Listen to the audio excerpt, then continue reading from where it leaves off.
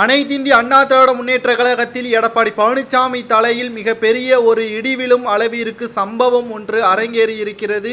கூண்டோடு தென் மாவட்ட நிர்வாகிகள் பன்னீர்செல்வம் அவர்களுக்கு ஆதரவை தெரிவித்து அதிமுகவின் முக்கிய பொறுப்புகளிலிருந்து தற்பொழுது ராஜினாமாவும் பெற்றிருக்கிறார்கள். கிட்டத்தட்ட எடப்பாடி பழனிசாமி அவர்களுக்கு மிகப்பெரிய ஆபத்து என்றே இது கூறலாம். ஏனென்றால் தென் மாவட்டங்களில் இதுவரை அதிமுகவின் கோட்டையாக இருந்த மதுரை, கோயமுத்தூர் போன்ற பகுதிகள் தற்பொழுது எடப்பாடி பழனிசாமிற்கு எதிராக திரும்பிவிட்டதால் அந்த இடத்தை கைப்பற்றுவதற்கு தற்பொழுது திமுக, பாஜக போன்ற முக்கியமான கட்சிகள் போட்டி போட்டு தற்பொழுது அதற்கான வேலைகளும் ஈடுபட்டு வருகிறது. ஆனால் திடீர் திருப்பமாக எதற்காக 500க்கு மேற்பட்ட நிர்வாகிகள் ராஜினாமா செய்ய வேண்டும், பன்னீர்செல்வம் அணிக்கு கூண்டோடு செல்வதற்கு என்ன காரணம் என்பதை பார்ப்பதற்கு முன்பாக நமது சேனலுக்கு மறக்காம ஒரு சப்ஸ்கிரைப் மட்டும் பண்ணிருங்க. கிட்டத்தட்ட எடப்பாடி பழனிசாமி அவர்கள் தலைமை ஏற்றதிலிருந்து அதிமுகவிற்கு மிகப்பெரிய ஒரு தோல்வி என்றே நாம் கூறலாம். கிட்டத்தட்ட எடப்பாடி பழனிசாமி அவர்கள் பொதுச் செயலாளராக ஆனால் ஈரோடு கிழக்கு தொகுதி இடைத்தேர்தலில் மிகப்பெரிய தோல்வி. ஒட்டுமொத்த அதிமுகவை எதிர்க்கும் வகையில்தான் அவரது செயல்பாடுகளும் தொடர்ச்சியாக நடைபெற்று வருகிறது.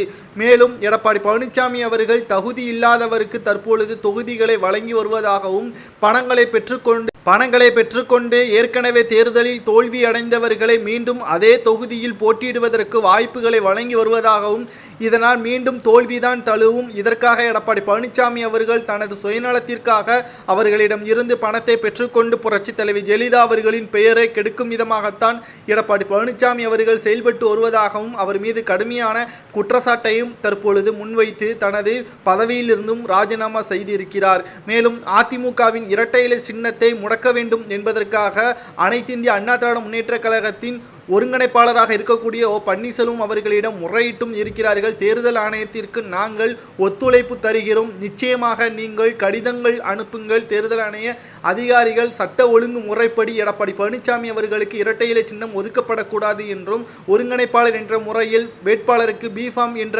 கையொப்பம் ஒருங்கிணைப்பாளர் தான் ஒதுக்க வேண்டும். அதில் இரட்டை இலை சின்னம் யாருக்கு ஒதுக்க வேண்டும், ஒதுக்கக்கூடாது என்பதை ஒருங்கிணைப்பாளர் தான் முடிவு செய்ய வேண்டும். அதற்கு பிறகுதான் தேர்தல் ஆணையம் அதை ஒதுக்கீடு செய்ய வேண்டும் என்ற முறையையும் தற்பொழுது பன்னீர்செல்வம் அவர்களுக்கு ஆதரவாக களத்தில் இறங்கியிருக்கிறார்கள் தென் மாவட்ட நிர்வாகிகள்.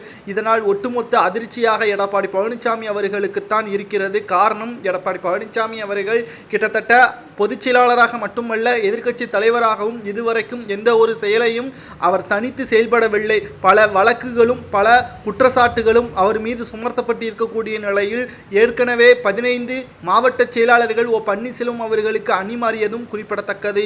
இந்த நிலையில்தான் தென் மாவட்ட நிர்வாகிகள் 500க்கு மேற்பட்டவர்கள் பன்னீர்செல்வம் அணிக்கு தாவியதால் இது மிகப்பெரிய ஒரு இழப்பும் என்றும், தேர்தலில் நிச்சயமாக எடப்பாடி பழனிசாமி ஆதரவாளர்கள் போட்டியிடுவது உறுதியாகிவிட்டால் அவர்கள் தோல்விதான். தேர்தல் நடத்துவதை விட இவர்களது தோல்வி முன்கூட்டியே தெரிந்துவிடும். ஈரோடு கிழக்கு தொகுதி இடைத்தேர்தலை நாம் மறந்திருக்க மாட்டோம். கிட்டத்தட்ட 56,000 ஓட்டுக்கள் வித்தியாசத்தில் எடப்பாடி பழனிசாமி அவர்களின் வேட்பாளர் தோல்வியடைந்ததற்கு மிக முக்கியமான காரணம், அவர் ஏற்கனவே அதே தொகுதியில் போட்டியிட்டு தோல்வி அடைந்தவர் தான். அவரிடம் இருந்து பணத்தை பெற்றுக்கொண்டு எடப்பாடி பழனிசாமி அவர்கள் அதே தொகுதியில் மீண்டும் அவருக்கு வாய்ப்புகளை கொடுத்தார். ஆனால் அந்த வாய்ப்பையும் சரியாக பயன்படுத்தாமல் பிரச்சாரத்திலும் ஈடுபட முடியாமல் எடப்பாடி பழனிசாமி அவர்கள் ஒட்டுமொத்த மானத்தையும் அதிமுகவில் மானத்தையும் கப்பலேறிவிட்டார் என்றே நாம் கூறலாம். மிகப்பெரிய தோல்வி, 56,000 ஓட்டு வித்தியாசத்தில் மிகப்பெரிய தோல்வியை தழுவினது மட்டுமல்ல, ஒட்டுமொத்த அதிமுகவின் பெயரையும் எடப்பாடி பழனிசாமி அவர்கள் கெடுத்துவிட்டார் என்றே நாம் கூறலாம். தற்பொழுது கூவத்தூர் பிரச்சனையாக இருக்கட்டும், எடப்பாடி பழனிசாமி எதிர்க்கட்சியாக இருந்து கொண்டு ஆளும் கட்சிக்கு ஆதரவாக செயல்படுவது மக்களை ஏமாற்றும் விதமாகத்தான் மாறியிருக்கிறது. போதைப்பொருள் கடத்தலில் 2 கோடி மதிப்பிலான போதைப்பொருள் கடத்தல் தமிழகத்தில் திமுகவின் நிர்வாகிகள் செயல்பட்டு இருக்கிறார்கள்.